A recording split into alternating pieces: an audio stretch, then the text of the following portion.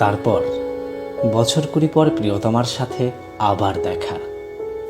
ঠিক প্রিয়তমা নয়, প্রাক্তন। ভাবতে অবাক লাগছিল তুমি একটুও বদলাওনি। দেখো, আমিও তাই। এক পলক তাকিয়েই যেন হারিয়ে গেলাম তোমার চোখের সাগরে। মনে হলো পার হয়ে গেল অনেকক্ষণ। কিছুক্ষণ না হয় ভুলেই থাকলাম তুমি প্রাক্তন। সেই 20 বছর আগের মতো এখনো তোমার শাড়ির আঁচল সামলাতে কষ্ট হয়। পাশ থেকে হাত না ধরলে হোঁচট খাওয়ার অভ্যাসটাও তোমার আজও যায়নি। ওই যে আবার রাস্তা বেরোতে ভয় পাচ্ছ। প্রিয়তমের দিকে তাকাতেও কি এখনো একই রকম ভয় পাও? ঘাম মুছতে গিয়ে চোখের কাজলটা আবার নষ্ট করলে। কি লাভ বলো? এখন তো পাল্টাও। তবে একটা অভ্যাস তোমার বদলেছে ঠিকই।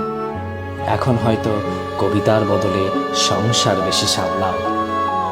চোখের নিচের কালো দাগগুলো তোমার নির্ঘুম রাতের প্রমাণ দেয়। আচ্ছা, তোমার মেয়েটার নাম কি রেখেছ? কবিতা? আমাদের সেই ঠিক করা নাম? নাকি রাখতে দেয়নি তোমার প্রিয়তম? হতেই পারে, হলেই বা দোষ কি? পেরিয়ে গেছে বছর 20।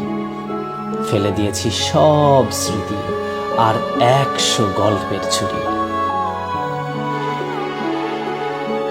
আমি তোমাকে বিশেষ কিছু উপহার দিতে পারিনি কোনোদিন।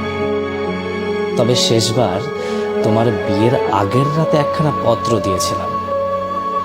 ওই যে নজরুলের 2টো লাইন, তোমার প্রিয় যদি পাশে রয়, মোরও প্রিয় সে করিও না ভয়, কহিব তারে আমার প্রিয়ারে আমারও অধিক ভালোবাসি। আজ তবে যাই। আবার সুযোগ পেলে আজকের মতো স্বপ্নে এসো।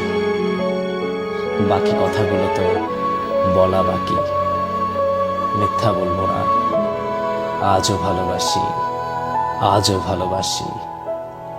পেরিয়ে গেছে মাঝে বছর 20, বছর 20।